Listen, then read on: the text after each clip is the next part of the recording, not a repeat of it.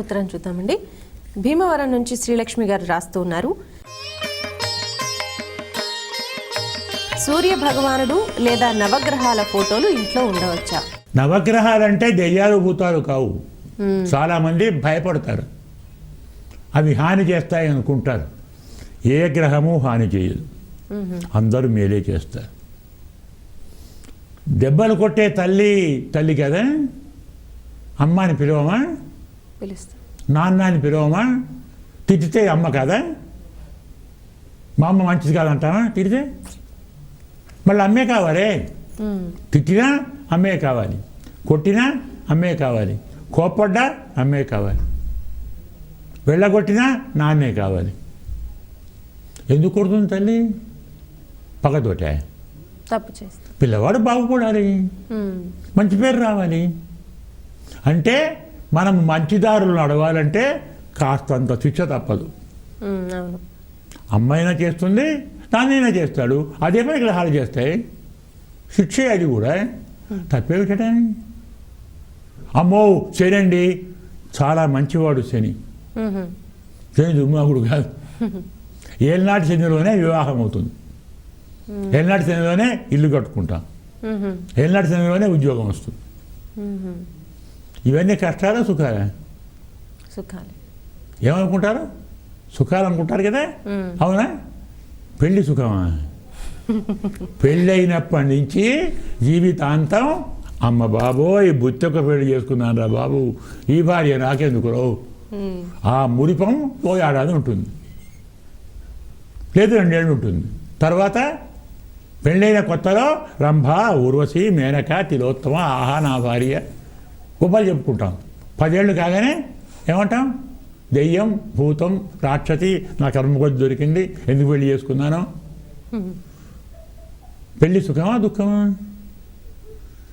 జీవితాంతం కష్టపడాలి కదా. కాబట్టి శాస్త్రం చెబుతుంది పెళ్ళిని మించిన కష్టం లేదు. రెండవది ఉద్యోగం. ఉద్యోగం సుఖమా కష్టమా? ఉదయం 9 నుంచి సాయంత్రం 5 దాకా అక్కడే ఉండాలి. వాడు చెప్పినట్టే వినాలి, వాడేమంటే అది చేయాలి. రేపు సెలవు లేదు రా అంటే పోవాలి, సెలవు ఇయ్యను ఉద్యోగానికి పోవాలి. పుట్టినరోజు కానీ ఇంకో రోజు కానీ సెలవు ఇయ్యనంటే పోవాలి. వాడికి బానిసే కదా. అవునా? సుఖమా కష్టమా? ఇంకోటి ఏమైతే ఇల్లు కట్టుకుంటాం కదా, ఆహా నాకు ఇల్లు అంటాం. ఇల్లు ఎలా కట్టుకుంటాం? లోన్ తీసుకుని కట్టుకుంటాం. నెక్స్ట్ మంత్ నుంచి నోటీస్ వస్తుంది, ఇంత కట్టాలి అని. అంటే తన తిండి కూడా ఆపి వాడిని డబ్బులు కట్టాలి మొదలు. కట్టకుంటే వాడు ఇల్లు గుంజుకుంటాడు. కష్టమా సుఖమా? ఇలా తెలియనివి ఇస్తారు నవగ్రహాలు. సుఖం ఇస్తుంది, కష్టం ఇస్తుంది. ప్రతి మంచిలో చెడు ఉంది, ప్రతి చెడులో కొందరికి మంచి ఉంది.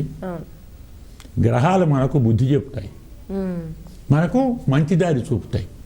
ఇంకో రహస్యం, ఆ గ్రహాలు కూడా పరమాత్మ యొక్క అవతారాలే. ఆయనే కదా మనం చేసినటువంటి తప్పులకు పరమాత్మ డైరెక్ట్గా కాకుండా గ్రహాల ద్వారా శిక్ష ఇప్పిస్తాడు. అంతే. మనకు ఏం కావాలండి అంటే చంద్రుడు బాగలేదు, కృష్ణావతారాన్ని తలుచుకోండి బాగవుతాడు. రాముడు బాగలేదు, బృహస్పతిని తలుచుకోండి పోతాడు. మరి బృహస్పతి బాగలేదు, రాముడిని చూసుకోండి తలుచుకోండి. కుజుడు బాగలేడు, నరసింహస్వామిని తలుచుకోండి. అవతారాలు అవన్నీ పరమాత్మ రూపాలే. ప్రపంచంలో పరమాత్మ రూపాలు కానివి ఏవీ లేవు. భగవంతుని రూపంగా తలచినప్పుడు నవగ్రహాలను కూడా పెట్టుకోవచ్చు.